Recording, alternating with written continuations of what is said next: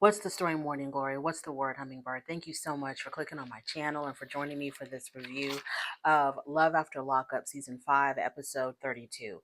So, this is Episode 2 of Season 5's Love After Lockup. I did see the first episode, but I watched it too late to do a review. But let's get into the second episode. I am really enjoying Love After Lockup. Right now, practically every couple is keeping my interest. I'm not feeling bored with any particular storyline. So let's talk about Shanta and True first. Shanta is 35, True is 31. Now, we met Shanta and True on Love During Lockup. And the things that stood out to me the most about Shanta and True was that she never went to go see him when he was in prison. And also, True has never dated a black girl. And so I'm just like very curious about these two pieces of information about these people.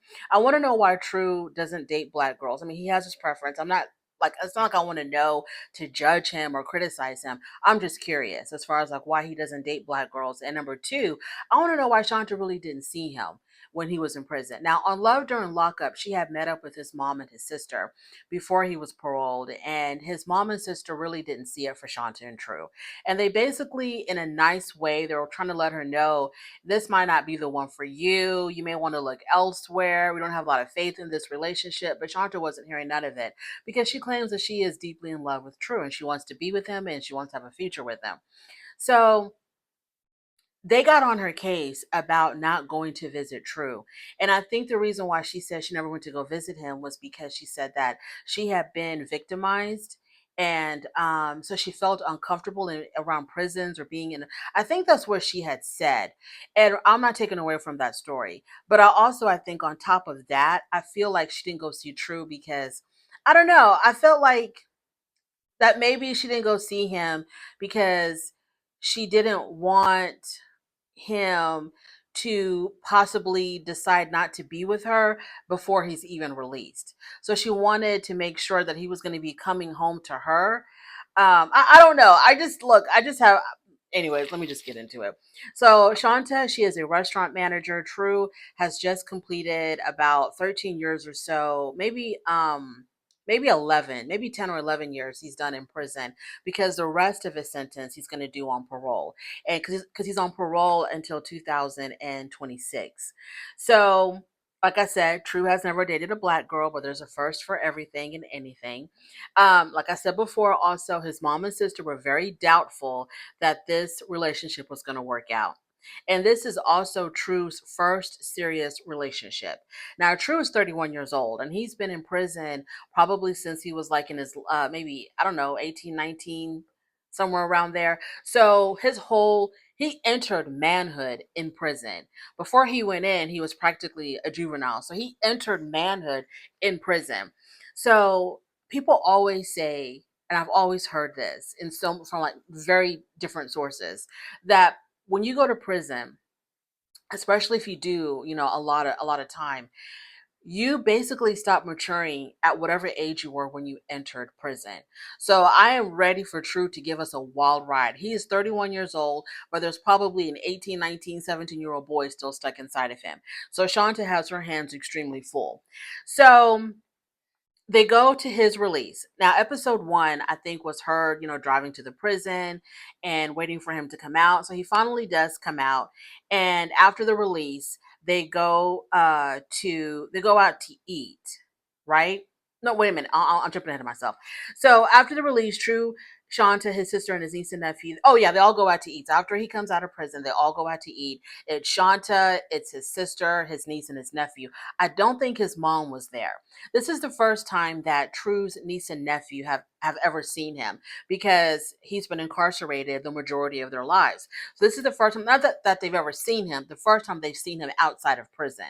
I think they were probably maybe FaceTiming him and they probably saw pictures of him, but this is the first time that they have seen him outside of prison. His sister tells us that once again, she has to mention to us every single time that she does not think that Shanta and True are going to work out. Now, my personal opinion, unless a prisoner is already married to their significant other before they're incarcerated, like if there's already an established relationship, either they're married, or they've been together for a very, very, very long time, and unless you have an established relationship before you go into prison, I would not recommend a prisoner coming out and jumping right into a serious committed relationship with somebody. I would not recommend that. Now, we all know from the prisoner's side of view, especially from the prisoner's side of view, we all know that they're just trying to find anybody to take care of them, to put money on their books, to give them company. They're just trying to find attention, some companionship while they are in prison. When they come out, it's like the prison self, their prison self still stays in prison. Now they're getting reacclimated or reacquainted with their free self. And that free self is not the same person that they were when they were in prison. And I don't understand why people who get involved with prisoners, why they don't think that they're only giving you attention and love and all this stuff because of the fact that they have no other choice but to do that. It helps the time go by faster. It helps with the loneliness. You know, it's nice to hear a feminine voice amongst all of these voices of men, and have a woman want to, take care of you and say that she loves you and sends you money and sends you gifts, etc. So it just boggles my mind how people think that they can meet a guy in prison, and then as soon as he's released, they really truly believe that this man is going to want to be with me and marry me and stick with me forever. So I would not recommend that a prisoner comes out of prison and jumps right into a serious relationship, because guess what? The one who's been waiting for him on the outside this whole entire time, y'all know how it goes. Y'all know how the story ends. So after they go out to eat, the sister and her kids, they end up leaving. So Shanta gives True the clothes that she had bought for him to change into. So I didn't know that when Shanta showed up for his release and she was dressed in red and white, I had no idea that this was like a theme for the two of them. Like they were gonna, be like couples gold with their attire. Because when True went to go change, he had put on a red and white outfit, and I don't know what the red symbolizes, but I can guess. And I guess those are just his two favorite colors, red and white. So she had on red and white, and when he came out after changing his clothes, he had on red and white. So she says that with the clothes and the jewelry and the cologne that she bought for him, she spent an easy 2,500. That boggles my mind. And I think she said in total, did she say that she spent $30,000 on him in total while he was in prison? And she's got kids, y'all. This woman has kids. I'm like, do you know how far your kids could go? Well, maybe nowadays, maybe not that far. But $30,000 would be a good head start for your children's college education. True tells her that he hasn't been. Okay, so this is where, okay, obviously we have to get down and dirty when the inmates come out from prison. So True tells her that he has not been satisfying himself for an entire week, because I guess he's gearing up for their first night together. So he is ready to go. Right? The first thing he wants to do is he wants to go to a sex shop. Now I would feel some kind of way, especially if this is a man that I just met while he was incarcerated. This was our very first time seeing each other face to face in person. I would feel some kind of way if what he wanted to do was to go to a sex shop. I would hope that he would want to go somewhere or do something where he can get to know me a little bit better before we dive into all of that. But, Shanta, I'm pretty sure, to me, I feel like, I'm going to just say it, y'all. It might not be right for me to say this, but I can only keep it real. I think Shanta has low self esteem. I think Shanta has low self esteem, and I think this is the reason why she's dating this inmate, or this former inmate, because when you have low self esteem and you can't get what you want on the outside, you feel like a prisoner is going to give you exactly what you're looking for, because they're going to shower all of this attention on you and make you their one and only. Well, we all know that she wasn't his one and only in prison, but you're going to feel like you're his one and only, and I think that's the reason why she was even dating an inmate to begin with. For her to be like, oh, yeah, okay, let's go to a sex shop. I mean, especially with her, she said that she hasn't been intimate with a man in like 4 to 5 years. And as soon as you meet this dude, you want to go to a sex shop with him. Okay, so in other words, she doesn't have the guts or the confidence to tell him, no, I'm not going to no damn sex shop. I don't feel comfortable with that. I hardly even, we don't even really know each other like that. But no, she goes along with it because she probably has low self-esteem. She's going to do whatever he wants her to do because she wants to keep this man in her life.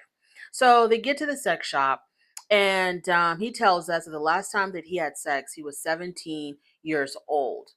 Um, he was 17 years old, and now he is 31. He already told her to get ready because he said he was going to do some damage.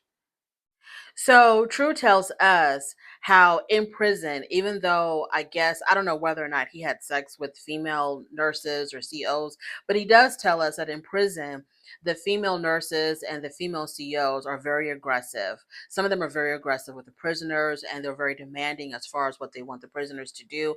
I don't know if they're like physically touching, but they'll tell the prisoners to, expose themselves to them, et cetera, et cetera. So it goes down. Obviously, we know that it goes down in prison.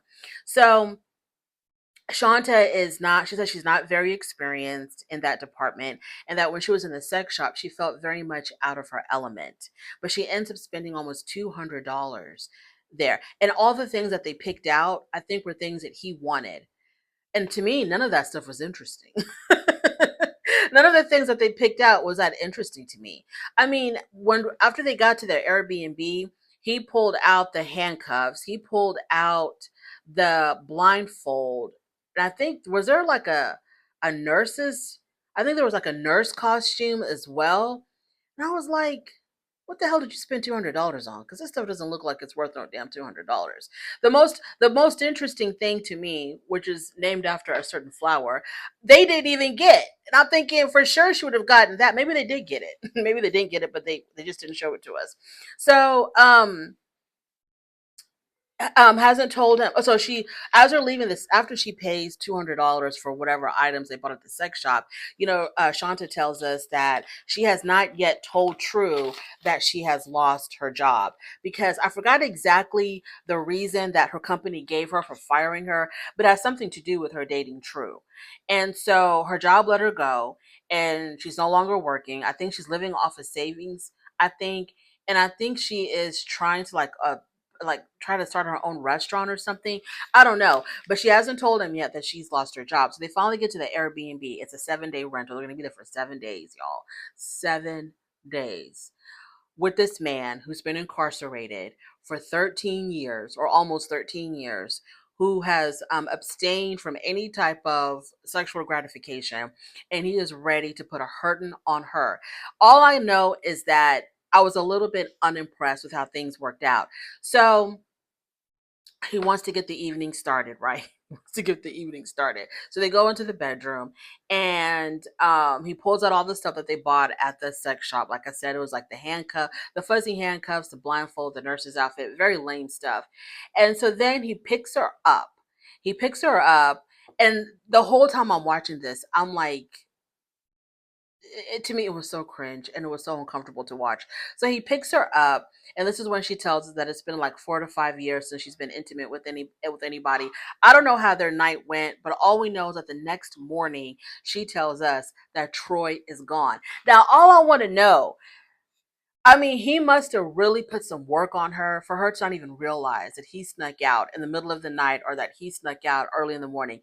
He had put her to sleep, y'all. He must have put her to sleep for her to wake up and be so shocked and surprised the next morning that he's no longer there. How do you not notice and realize that this man has left?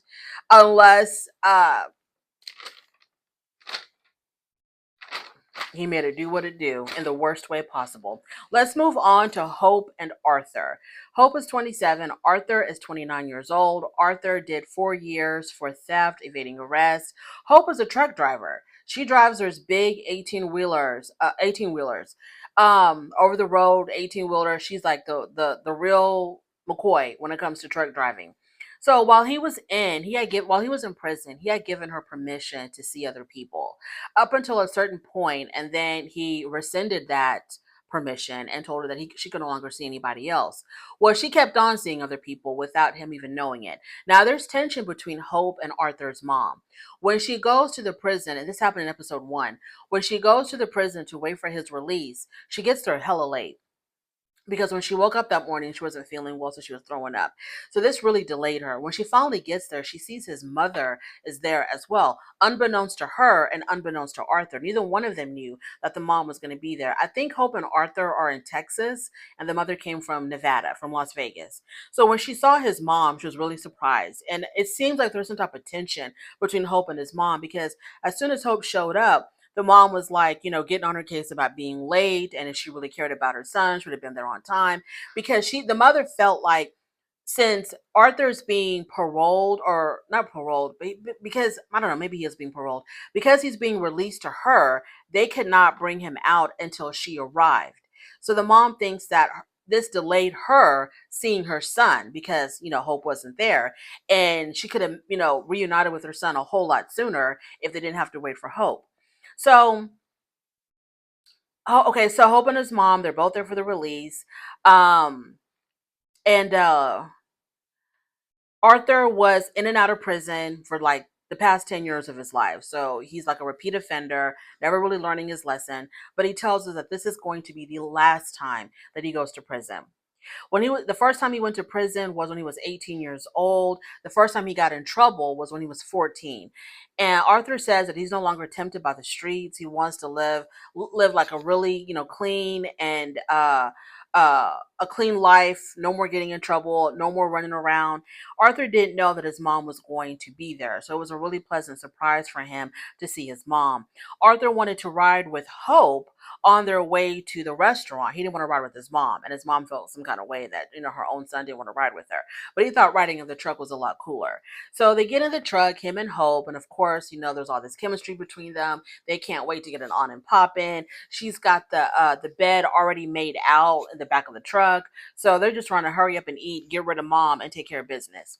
So the mom thinks that she's going to convince him to go back to Vegas with her. And I'm like, there's no way in hell this man's coming back to Vegas with you. With all of the enticements that Hope has been doing, because she had on her freakum dress. She had the bed made in the back of the, whatever, in the truck. She's been giving him the googly eyes ever since he came out. She's been flirting with him real heavy, talking about how buff he was, how swole he was. There is no way in hell this man is going back to Vegas with you. So at the restaurant, they're eating. There's a lot of tension there. Hope and Arthur both say that his family wasn't there for him. And I think even Hope called out the mom for that. She was like, well, you really weren't coming to see him in prison. You really weren't putting money on his books. And the mom, of course, got offended by that. And she was like, look, I have a whole family to take care of. It's just you. You've got the expendable income to put on his books and to go see him every other week. I don't have that. I got other kids to take care of. I live in a whole nother state. I did the best that I could. So she said that she did whatever she could up to a certain point, and then it seems like Hope kind of took over. Arthur does say that he felt neglected and abandoned by his own family. He talks about how Hope was the only one that was really there for him. I guess when she wasn't messing with other men, Hope was the only one that was really there for him.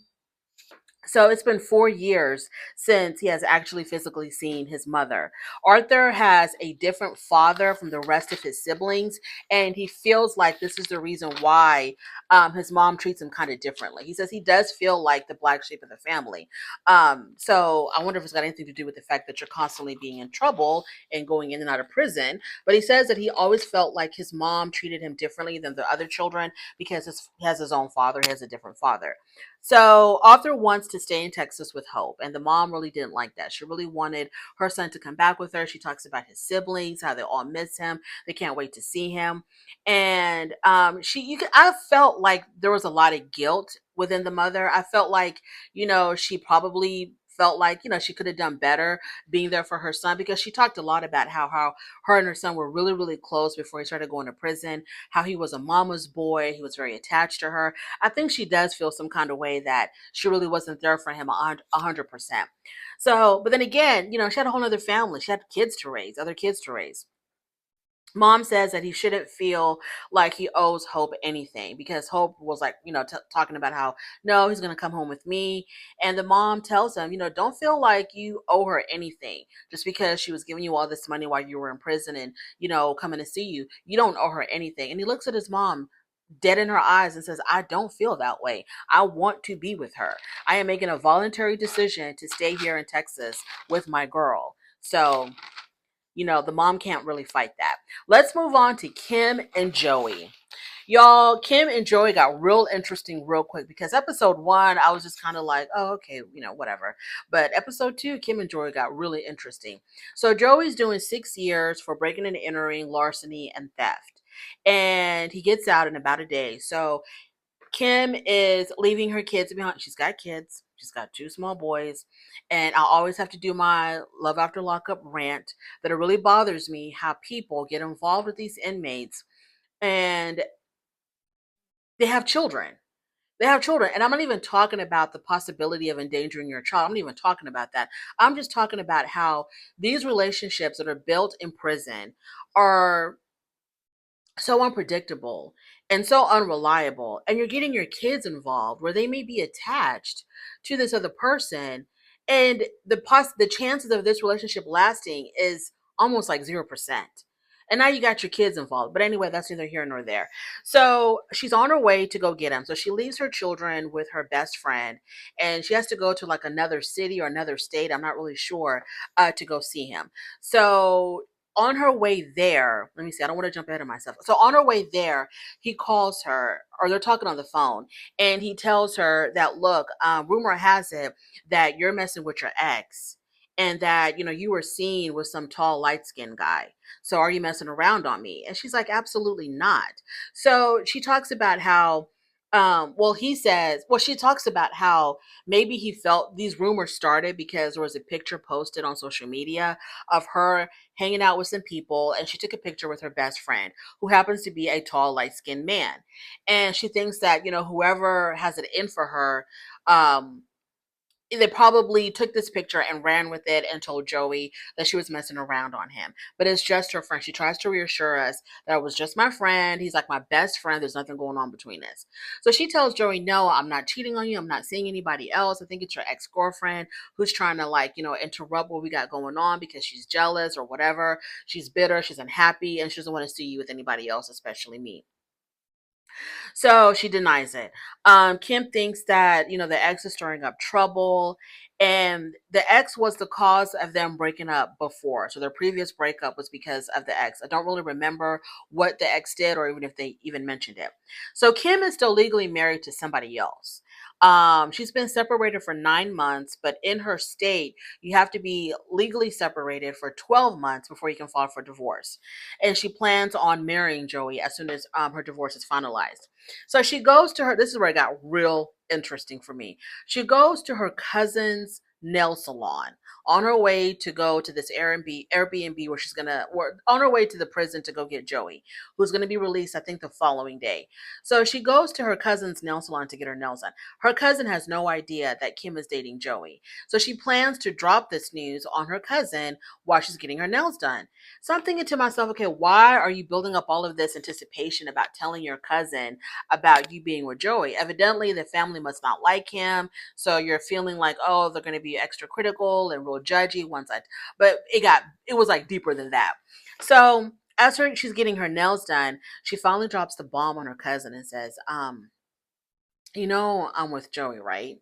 And he's about to be released from prison and we're going to be together. And the cousin was shocked. Okay. She appeared to be genuinely shocked. So the cousin, we find out, used to date Joey back when they were in high school. Okay. They used to date when they were in high school. They did it for about a year. Joey was her first everything. Okay. Her first everything. And, the cousin tells us in her own confessional that she felt kind of mad about the fact that her cousin was dating her ex, even though it was many, many, many, many, many years ago. So she tells her cousin, well, I kind of feel some kind of way about that. She goes, have you always liked him? And Kim was like, yeah, I've always liked him. And she even confesses to her cousin that that Joey cheated on her with her. Like Kim tells her cousin, he cheated on you with me. She says that they didn't go all the way, but they did mess around while Joy was dating her cousin. Now I'm looking at Kim like a whole lot differently. I'm looking at her a whole lot differently. And I'm like, girl, what the hell is going on? You learn your morals when you're young. And this is saying a lot about you, girl. You're messing around with your cousin's boyfriend behind her back. So the cousin says, well, how do you know that he's not going to do the same thing to you, that he's not going to cheat on you? And Kim was like, well, I don't know. I just have to trust him. You trust nobody. The cousin says that she gives us like a 15% chance that it's going to work out. So the plot thickens with Kim and Joey. But like I said, it was many years ago, but still, you just don't do that. You just don't do that. You don't go out or you don't cheat with your cousin's boyfriend. That's just not a good look. That's just real icky. Not a good look at all, Kim. Not a good look. Moving on to, I think her name is Zariah. I don't even know how to pronounce her name. Zariah and Troy. So Troy has just completed 7 years for weapon possession and attempted robbery. So before his release, because he's about to be released any day now, a little background about Zariah. She's an executive director of an organization that helps inmates, I guess, get back into society, and she's already appointed Troy as like, and she's already given him an executive position in this organization, even though he's been behind bars for 7 years. So when he comes out, he's got a job waiting for him as director of community outreach, I think it was. And her parents are own, I think they have their own church. Her dad's a pastor, her mom's a bishop, I think, or vice versa. And her parents are deep, deep, deep, deep into the church. And they want Zariah and Troy to be ministers as well. They expect Troy to minister to the community, minister to the people, to the congregation. Troy and Zariah, they're not feeling the church like that. Okay, they're not really feeling the church like that. Zariah says, look, don't be expecting us to be here every single Sunday. She talks about how, her and Troy, they're just going to do their own thing. They're not really into this whole church ministry thing. Now, Zariah goes to see a psychic before a couple of days before Troy's release, because she wants to know exactly, is she making the right decision. Now, Zariah and Troy are already legally married. I think they got married by proxy. So I think they're already legally married for the past 3 years. So she wants some type of reassurance that this relationship is on the right track. Well, her psychic didn't hold nothing back, did not beat around the bush, did not try to sugarcoat a damn thing. Her psychic looked at those cards and she was like, girl, you're in for some trouble. This ain't it. This is not it. This is not what you think it is. Her psychic told her straight up, and I'm used to psychics being very gentle, trying to sugarcoat things. Well, the spirits are telling me that possibly, maybe, it might not be looking great right now, but I do see, a silver line. No, the psychic told her, girl, no, absolutely not. So this made Zariah absolutely break down. She had a complete breakdown after seeing her psychic. She was crying. So she goes outside and Troy calls her, and Troy asked her, well, how did your reading go? And she didn't want to tell him the bad news because she don't want to put any ideas in his head in case he does start messing up. Then he's going to be like, well, your psychic told me that I wasn't no good for you. So, what you crying about? Your psychic already told you that this wasn't going to work. So let me go. So she told him none of that. She was like, oh, the reading went really well. So anyway, the psychic told her, this is not your guy, this is not your person. So now she's feeling extremely nervous about Troy and her relationship because her son got attached to Troy while he was incarcerated. The boy's father is completely MIA, has got nothing to do with his son. So Troy, I guess, has been like the main father figure for the past few years, from prison. He's been the only father figure. But then again, her father is around. She's very close to her dad. So I'm not sure why the grandfather isn't the main father figure, but whatever. She talks about how her son is really close to Troy. So now she's kind of worried about where all of this is going. So the day of the release, it's her mom, her dad, her brother. They all get ready to go get Troy out of prison. Now, Zariah must have taken a page out of, man, what is her name? The girl who moved to Vegas with her, I forgot her name, and the guy that wanted to be a rapper, and they had that little baby girl, and she had kids, and he had kids. Anyways, whatever. She went to go meet her man in a cat suit, and Zariah went to go meet her man in a cat suit as well. Because when her dad saw her dad was like, "Oh, you got on the cat suit." She had on a green cat suit. So she goes to go. So they're all ready to go. She's got a money bouquet for him, which I thought was kind of strange. To give him a money bouquet. I don't know. That was weird to me. So they're ready to go. So they get to the prison. They're in the parking lot, and she gets a text from his PO talking about how well, she gets a text from somebody from the prison saying that Troy can't leave until his PO shows up. So they don't understand where this is coming from. Troy calls her. He's also very confused. He's like, I don't understand why I gotta wait for my PO to come pick me up. They don't understand what the hell is going on. And I'm not exactly sure why. I don't know. Maybe there was no information that could be given. But when they finally spot Troy coming out of the prison, they see him go straight into his PO's car. So Zariah wants to follow the car and not lose sight of them, because she's like, I don't know where this PO is taking him. I don't know what this PO is going to be doing with him. Like, what do you think is going to be happening with the PO? Like, what are you thinking? Like, what's happening here? So they follow the PO, not just follow, but literally chase him through all these city streets to get to whatever destination they got to. And that's where their segment ended, where they finally are going to figure, I don't know, they ended up at some building. And I guess pretty soon after that, Troy's going to be released into their custody. And then last but not least, we have Julian and Christine. Julian is 46 years old. Christine is, she's 38. Julian is a marketing project manager, and he also dabbles in writing on the side. I think he's trying to write a novel or something. And Christina, she's 38. She's done 5.5 years for unarmed robbery, I believe. So Julian tells us that he is writing a book about a man who was on death row. And this is how him and Christine met. He was trying to do his research, and he was reaching out to different prisoners. Excuse me. And he reached out to Christine, or Christine responded to his request, or responded to him.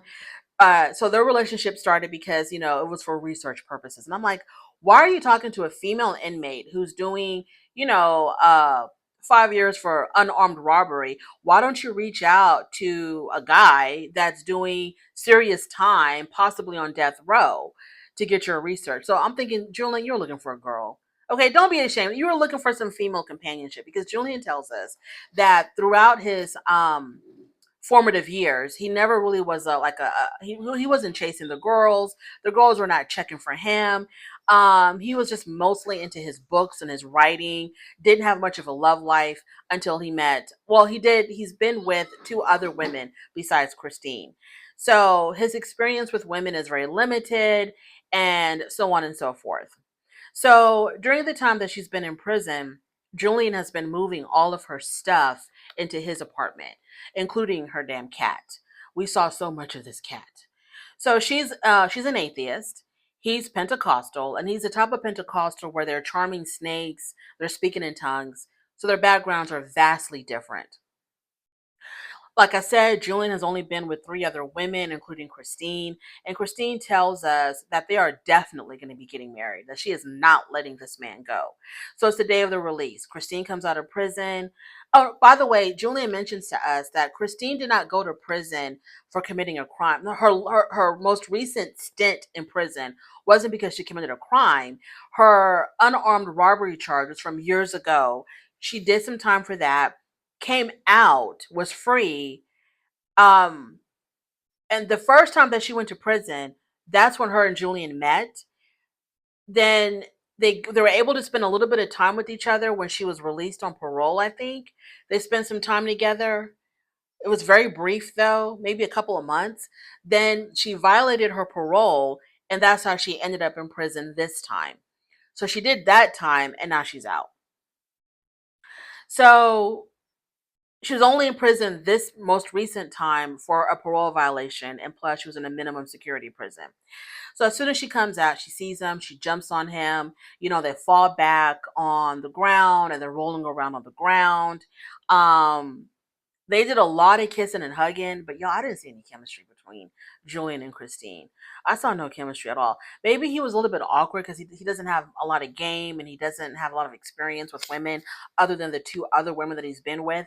So maybe that's what it was, but I didn't see a lot of chemistry. I saw a lot of forced chemistry, a lot of forced attraction between them. She's very self-conscious about the 30 pounds that she gained in prison.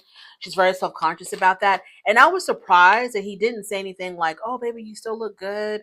You know, more pushing for the cushion or more cushion for the push, however it goes. Or, you know, you're still beautiful. You know, the weight looks good. None of that. When she says, oh, I've gained 30 pounds. And he was just like, oh, don't worry. We'll go walking. We'll go walking. You'll get that weight off in no time. She does have an addiction problem, which led to her life of bank robbery. She robbed 3 banks. I think she does have to pay a restitution. And she tells us that she really wants to marry Julian and they're going to be writing books together or something to that effect. I really don't know. But yeah, I think I'm done with all my couples for episode 2. Yeah, I like Love After Lockup.